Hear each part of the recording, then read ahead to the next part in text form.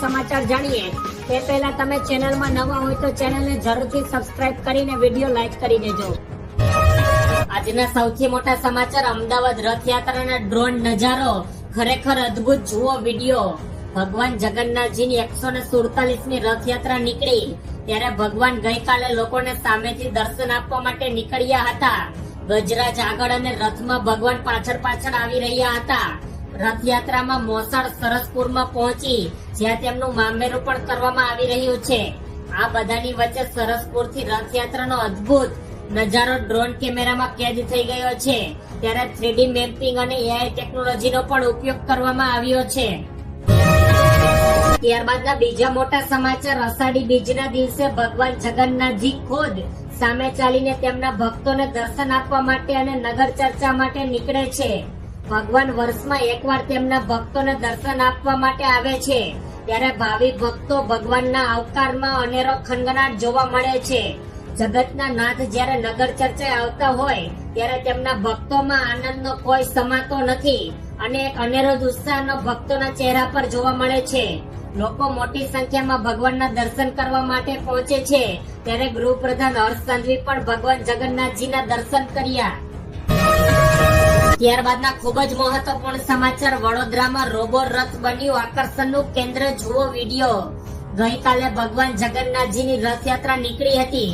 દર વર્ષે અષાઢી બીજના દિવસે ભગવાન જગન્નાથજીની રથયાત્રા કાઢવામાં આવે છે ત્યારે વડોદરામાં નિઝામપુરના યુવક સતત 11 વર્ષના ટેકનોલોજીના ઉપયોગ સાથે રોબોટિક રથમાં ભગવાન જગન્નાથજીને બિરાજમાન કર્યા।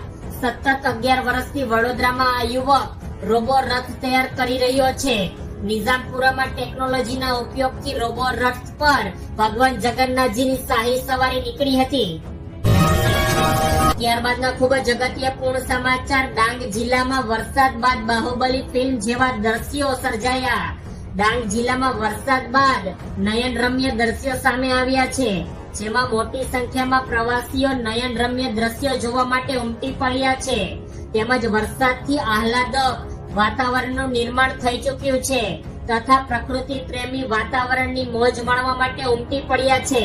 સાપુતારામાં પ્રવાસીઓનું આકર્ષણનું કેન્દ્ર બની ગયું છે ડાંગ તથા ધુમ્મસની ચાદર છવાયેલા સાપુતારામાં પ્રવાસીઓનું આકર્ષણ અને જન્માવે તેવા દ્રશ્યો જોવા મળી રહ્યા છે।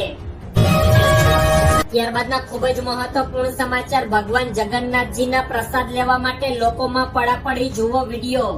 અષાઢી બીજના દિવસે ભગવાન જગન્નાથજીની રથયાત્રા નીકળે છે જેમાં લાખોની સંખ્યામાં હરિભક્તો આ રથયાત્રામાં દર્શન કરવા માટે આવે છે ત્યારે આજે યોજાયેલી આ રથયાત્રામાં પ્રસાદ લેવા માટે ભક્તોમાં પડાપડી કરતા જોવા મળ્યા હતા। ફણગાવેલા મગ અને જાંબુનો પ્રસાદનો અનેરો મહિમા રહેલો છે જેને લઈને લોકો આ પ્રસાદ લેવા માટે પડાપડી કરી રહ્યા હતા। ભગવાન જગન્નાથજીની રથયાત્રામાં ખલાસી ભાઈઓ દ્વારા રથ ખેંચતા હોય છે।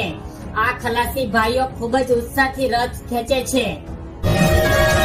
ત્યારબાદના ખૂબ જ અગત્યપૂર્ણ સમાચાર, પીએમ મોદીએ દેશવાસીઓને રથયાત્રાની શુભેચ્છા પાઠવી। વડાપ્રધાન નરેન્દ્ર મોદી અને રાષ્ટ્રપતિ દ્રૌપદી મુર્મુએ ભગવાન જગન્નાથજીની રથયાત્રાના અવસર પર દેશવાસીઓને શુભેચ્છા પાઠવી છે અને દરેકને સ્વસ્થ જીવન અને સમૃદ્ધિની શુભેચ્છા પાઠવી હતી। આજે ઓડિશામાં પુરી સહિત દેશના વિવિધ ભાગોમાં ભગવાન જગન્નાથજીની રથયાત્રા કાઢવામાં આવી રહી છે। અમદાવાદની રથયાત્રા ખૂબ જ લોકપ્રિય છે। પવિત્ર રથયાત્રા બદલ અભિનંદન અને અમે મહાપ્રભુ જગન્નાથજીને નમન કરીએ છીએ અને પ્રાર્થના કરીએ છીએ કે તેમના આશીર્વાદ હંમેશા આપણા પર વરસતા રહે।